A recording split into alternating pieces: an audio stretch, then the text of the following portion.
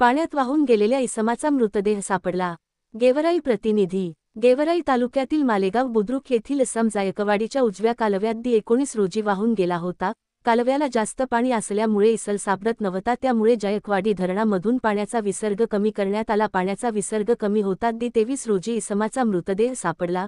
मृत व्यक्तीचे नाव साहेबराव गुंडोबा गाडे, वय 62, राहणार मालेगाव बुद्रुक, तालुका गेवराई, जिल्हा बीड। मृत व्यक्तीचे नाव आहे। सदरील व्यक्ती मालेगाव येथील वाहणाऱ्या जायकवाडीच्या उजव्या कालव्यात वाहून गेला होता। दि-23 मौजई बुळज येथील खारीच्या पुलालगत बाभळीच्या झाडाच्या फाद्याला अडकून पाण्यावर तरंगताना मृतदेह गावकऱ्यांना दिसला। घटने माहिती पोलिसांना मिळाली। सदर घटनास्थळी जाऊन पोलिसांनी पंचनामा केला। घटनेचा पुढील तपास PSI तांगडे करत आहेत।